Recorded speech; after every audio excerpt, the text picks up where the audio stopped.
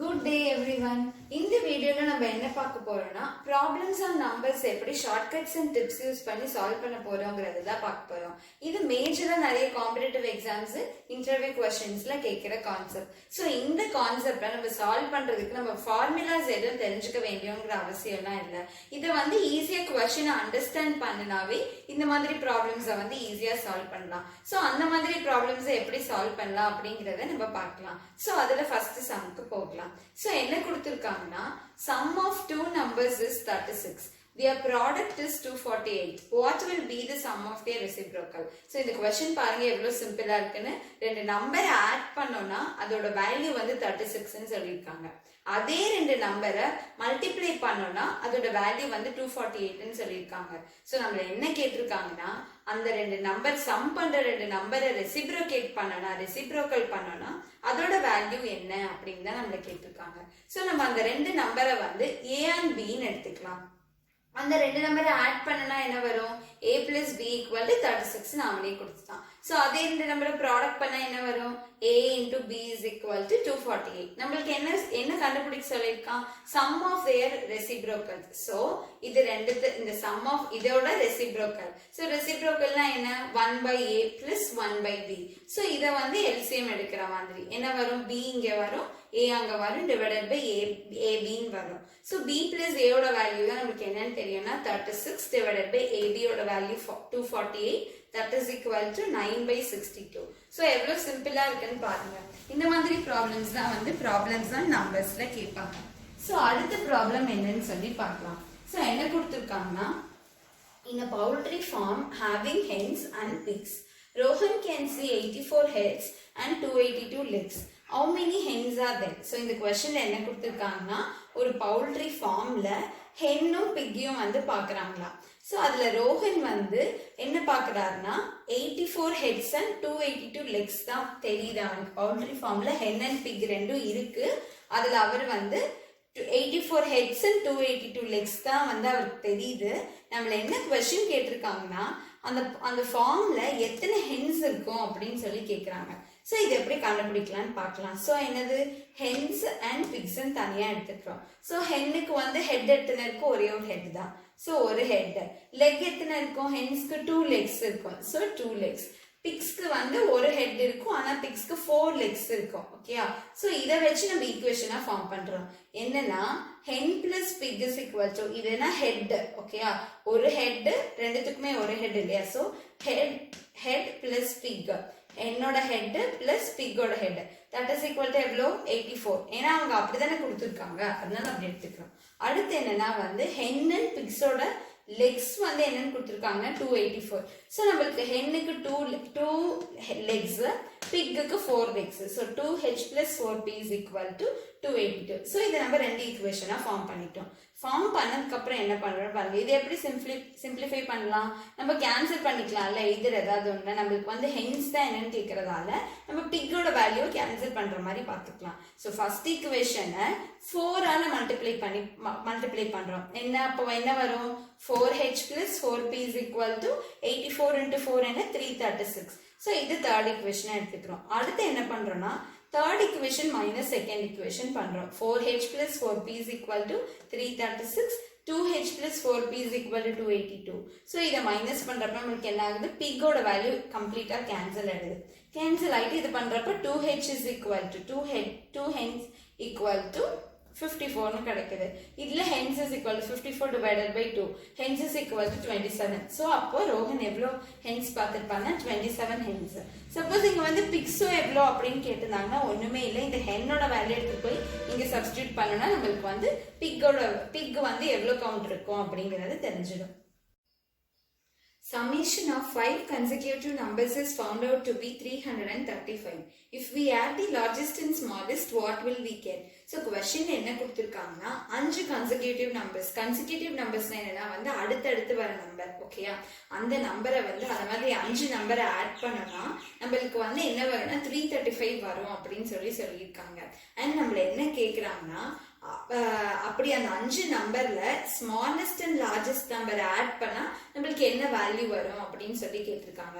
So அந்த 5 number என்னன்னு இவங்க நம்மளுக்கு கொடுக்கல. ஸோ அந்த 5 நம்பர் நம்ம என்னங்கிறத நம்ம என்ன எடுத்துக்க போறோம்னா, ஸோ கன்சிக்யூட்டிவ் நம்பர் இல்லையா, அதனால நம்ம என்ன எடுத்துக்கலாம், எக்ஸ்ன்னு எடுத்துக்கலாம். ஸோ ஃபர்ஸ்ட் நம்பர் எக்ஸ்னா செகண்ட் நம்பர் வந்து அதை விட ஒன்று ஜாஸ்தியா தானே இருக்கும், அப்போ எக்ஸ் பிளஸ் 1. ஸோ அது தேர்ட் நம்பர் என்ன வரும், இது பிளஸ் இது கூட 2 ஆட் பண்ணா இது வந்துடும். So X plus 2, so X plus 3, X plus 4. So 5 number வந்துச்சா, 1 2 3 4 5. இதுதான் வந்து அந்த 5 கன்சிக்யூட்டிவ் நம்பர்ஸ்ன்னு எடுத்துக்கிறோம். அந்த நம்பர்ஸ் ஆட் பண்ணா என்ன வரும்னு சொல்லிட்டாங்க, 335 வரும்னு சொல்லிட்டு அவங்க சொல்லிட்டாங்க. ஸோ இதை நம்ம ஆட் பண்ண என்ன வரும், 5x plus 10 equal to 335. So இதுல இருந்து x is equal to 65 அப்படின்னு. ஸோ என்ன கிடைச்சிச்சு, அந்த 5 கன்சிக்யூட்டிவ் நம்பர்ல ஃபர்ஸ்ட் நம்பர் வந்து 65 தெரிஞ்சிச்சு. ஸோ 65 இருந்து கண்டினியூஸா 5 நம்பர் எழுதிட்டா வந்துரும்ல, என்ன 65 66 67 68 69. ஸோ இதுதான் அந்த வந்து 5 கன்சிக்யூட்டிவ் நம்பர்ஸ் கண்டுபிடிச்சிருக்கோம். ஸோ அதுக்கப்புறம் நம்ம என்ன கேட்டிருக்காங்க, இந்த 5 கன்சிக்யூட்டிவ் நம்பர்ஸ்ல ஸ்மாலஸ்ட் அண்ட் லார்ஜஸ்ட் நம்பரை ஆட் பண்ணா என்ன வேல்யூ வரும் அப்படின்னு கேட்டிருக்காங்க. ஸோ ஸ்மாலஸ்ட் என்ன 65, லார்ஜஸ்ட் என்ன 69. So 69 plus 65 is equal to 134. So எவ்வளவு சிம்பிளா ஆன்சர் வந்துச்சு பாருங்க. ப்ராப்ளம்ஸ் அண்ட் நம்பர்ஸ் கான்செப்ட்ல இந்த மாதிரி சிம்பிளான கொஸ்டின்ஸ் தான் கேட்பாங்க. அண்ட் அதை நம்ம வந்து நல்லா புரிஞ்சுக்கிட்டோம்னா, அண்டர்ஸ்டாண்ட் பண்ணோம்னா சால்வ் பண்ண ஈஸியா இருக்கும். ஸோ அடுத்த கொஸ்டின் என்னன்னு பார்க்கலாம். என்ன கொடுத்துருக்காங்கன்னா, Raman has 2 urns. Both these urns have some pebbles. If 20 pebbles from urn B are shifted to urn A, the number of pebbles in each urn become interchanged. But if 10 pebbles from urn A are put into urn B, then the number of pebbles in B are twice the number in A. So how many pebbles do A and B have respectively? So இந்த கொஸ்டின்ல என்ன கொடுத்துருக்காங்க, question தான் பார்க்க பெருசா இருக்கு. So இது solve பண்றதுக்கு ரொம்ப ஈஸி. என்ன சொல்லியிருக்காங்கன்னா, A and B ன்னு சொல்லி 2 earns இருக்கு அப்படின்னு சொல்லி சொல்றாங்க. அதுல எவ்வளவு பெபிள்ஸ் இருக்கு, ரெண்டுத்துலயும் வந்து கொஞ்சம் பெபிள்ஸ் இருக்கு அப்படின்னு சொல்லி சொல்றாங்க. அதுக்கப்புறம் என்ன சொல்லியிருக்காங்கன்னா, 20 pebbles from B earn B are shifted to earn A. So B earnல இருக்கிற பெபிள்ஸ்ல இருந்து 20 பெபிள்ஸ் வந்து நம்ம வந்து எதுக்கு ஷிஃப்ட் பண்றோம்னா, Bக்கு ஷிஃப்ட் பண்ணிடுறோம். ஸோ இப்போ என்ன சொல்றாங்கன்னா, வந்து ஷிஃப்ட் பண்ணதுக்கு அப்புறம் 2 பெபிள்ஸ்லயும் வந்து ரெண்டு ஏர்ன்ஸ்லயும் வந்து பெபிள்ஸ் வந்து இன்டர்சேஞ்ச் ஆயிடுச்சு அப்படின்னு சொல்றாங்க. ஸோ இன்டர்சேஞ்ச் ஆச்சுன்னா என்ன ஆகும், இதுல இருந்து 20 பெபிள்ஸ் போன மாதிரி இது அப்படி வரும் இல்லையா. ஸோ அப்ப ஏ இன்டர்சேஞ்ச் பண்றோம், ஏவை பியோ ஏவாவையும் இன்டர்சேஞ்ச் பண்ணிட்டோம்னா என்ன வரும்னா, இப்ப நம்ம என்ன பில இருந்து தானே ஏக்கு வந்து 20 பெபிள்ஸ் கொடுத்தோம். இப்ப என்ன ஆகும், இதுல இருந்து தான் இது போன மாதிரி இருக்கும். So B minus 20 is equal to A அப்படின்னு சொல்லி எடுத்துக்கிறோம். அடுத்து என்ன கொடுத்துருக்காங்கன்னா, 10 pebbles B minus 20 equal to A, B minus A equal to 20 அப்படின்னு ஃபர்ஸ்ட் ஈக்குவேஷனை ஃபார்ம் பண்ணிக்கிறோம். அடுத்த பார்ட்ல என்ன கொடுத்துருக்காங்கன்னு பார்க்கலாம். If 10 pebbles from urn A are put into urn B, so urn A ல இருந்து 10 pebbles வந்து urn B க்கு போடுறோம். அப்போ பெபிள்ஸ் இன் B வந்து எப்படி இருக்குன்னா, twice the number in A அப்படின்னு கொடுத்துருக்காங்க. ஸோ ஏல இருந்து 20 பெபிள்ஸ் Bக்கு போடுறோமா, அப்ப என்ன வரும், A minus 20. இங்கே போடுறதால Bக்கு என்ன ஆகும், 10 வந்து ஜாஸ்தியா ஆட் ஆகும். So B plus 10. இப்படி பண்றப்ப என்ன சொல்லியிருக்காங்கன்னா, B வந்து எப்படி இருக்கும்னா, ஏவை விட twice டைம்ஸ் ஜாஸ்தியா இருக்குன்னு சொல்றாங்க. அப்ப 2 இன்டூன்னு போட்டுக்குவோமா ஏக்கு. ஸோ இப்போ இந்த ஈக்குவேஷன் எப்படி வரும், 2A minus B is equal to 30. இதை வந்து சிம்பிளிஃபை பண்ணலாம். ஸோ இது செகண்ட் ஈக்குவேஷனா வச்சுக்கிறோம். ஸோ 2 ஈக்குவேஷனையும் சால்வ் பண்ணா நம்மளுக்கு என்ன தெரிஞ்சிடும், A and B ல வந்து எவ்வளவு பெபிள்ஸ் இருக்குன்னு கேட்டிருக்காங்க, அதை நம்ம கண்டுபிடிச்சிடலாம். ஸோ இதை பாக்குறப்போ டைரக்டா ரெண்டுத்தையும் ஆட் பண்றோம். 2 ஈக்குவேஷனையும் ஆட் பண்ணா B கேன்சல் ஆயிட்டு A minus A plus 2A வந்து என்ன ஆகும், A வந்துடும். 2 plus 30 என்ன வரும், 15 வரும். So A is equal to 15 கிடைச்சிச்சு. ஸோ A வேல்யூ 50 எடுத்துட்டு போய் ஏதாவது ஒரு ஈக்குவேஷன்ல போட்டோம்னா B வேல்யூ என்னன்னு தெரிஞ்சிடும். ஸோ A and B ல எவ்வளோ இருக்குன்னா 50 and 70 ரெஸ்பெக்டிவ்லி. அடுத்த ப்ராப்ளம் பார்க்கலாம். 3/4 part of tank is full of water. When 30 liters of water is taken out, it becomes empty. The capacity of the tank is. So question என்ன கொடுத்திருக்காங்கன்னா, ஒரு tank இருக்கு, அந்த டேங்க்ல 3/4 வாட்டர் வந்து இருக்கு அப்படின்னு சொல்லியிருக்காங்க. அப்புறம் என்ன சொல்லியிருக்காங்கன்னா, அந்த 3/4ல இருந்து 30 liters of water வந்து டேங்க்ல இருந்து வெளியில எடுத்துடுறாங்க.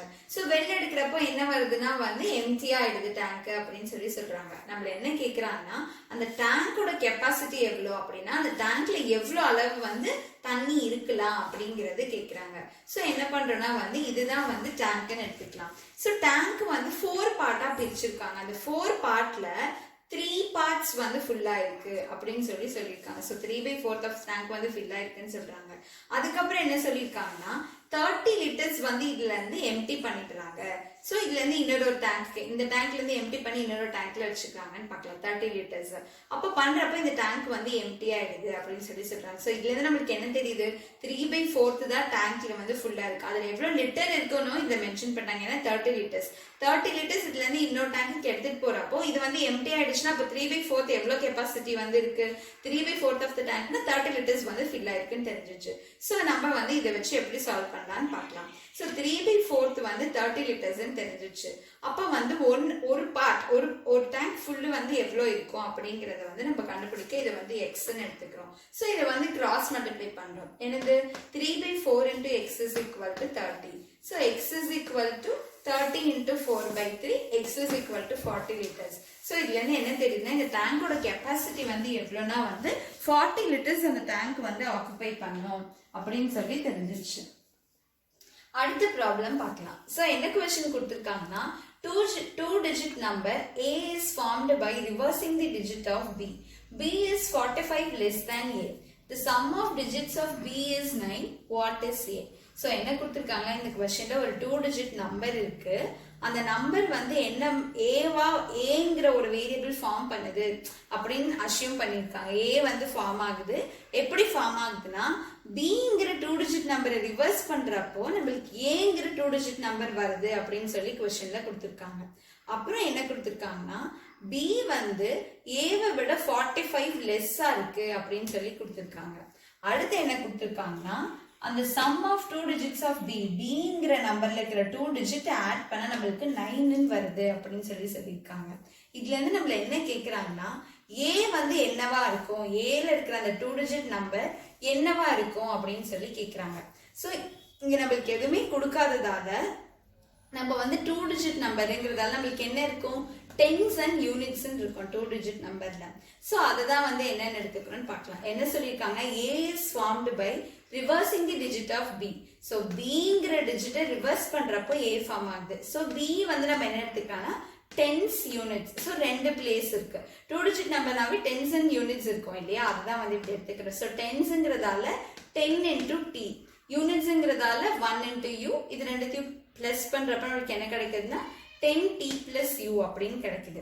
சோ இதை ரிவர்ஸ் பண்றப்ப நம்மளுக்கு a கிடைக்குதுன்னு சொல்லியிருக்காங்க. b ரிவர்ஸ் பண்றப்ப a.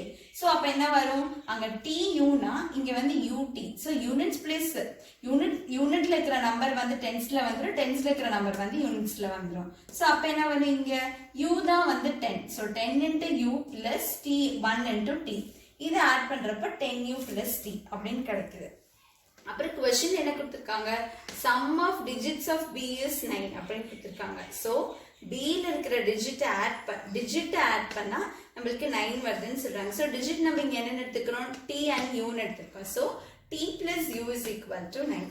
ஓகே, அடுத்து நமக்கு क्वेश्चन என்ன கொடுத்திருக்காங்க, b is 45 less than a. So b வந்து a வை விட 45 கம்மியா இருக்குன்னு சொல்லியிருக்காங்க. சோ b யோடது என்ன, 10u plus u, 10t plus u is equal to a minus 45. a என்ன 10u plus t minus 45 போட்டிருக்கோம். so b யோட வேல்யூ வந்து 10t plus u இருக்கு, a யோடது வந்து 10u plus t minus 45. so இதை simplify பண்றோம். என்ன 10t plus u is equal to 10u plus t minus 45. 9t minus 9u is equal to minus 45. t minus u equal to minus 5. So இதை equation 2 வச்சுக்கிறோம். So இந்த ரெண்டு equationையும் add பண்றோம். add பண்றப்ப நமக்கு என்ன கிடைக்குதுன்னு பார்க்கலாம். t plus u plus t minus u is equal to 9 minus 5. t is equal to 2 கிடைக்குது. So t யோட வேல்யூ 2 கிடைச்ச உடனே இதை எடுத்து போய் first equationல போட்டு u யோட வேல்யூ என்னன்னு சொல்லி கண்டுபிடிக்கலாம். So என்ன t-ஓட value 2. So 2 plus u is equal to 9, u is equal to 7 அப்படின்னு கிடைக்குது. So t and u ஓட வேல்யூ என்னன்னு தெரிஞ்சிச்சு. So இது ஒரு டிஜிட், இது ஒரு tங்கிறது வந்து டென்ஸ் பிளேஸ், uங்கிறது வந்து யூனிட் பிளேஸ். So நம்மள a ஓட தான் என்னன்னு கேட்டிருக்காங்க. So டென்ஸ் பிளேஸ்ல வந்து 2. So a ஓட வேல்யூ டென்ஸ் பிளேஸ்ல 2, யூனிட் பிளேஸ்ல வந்து 7. So a ஓட வேல்யூ வந்து 72. இத ரிவர்ஸ் பண்றது தான் வந்து b. So b is 27. Problems or numbers concepts உங்களுக்கு புரிஞ்சிருக்கும்னு நினைக்கிறேன். உங்களுக்கு செல்ஃப் அசஸ் பண்ண ஒரு question. 280 oranges are divided among some boys and girls whose total number is 50.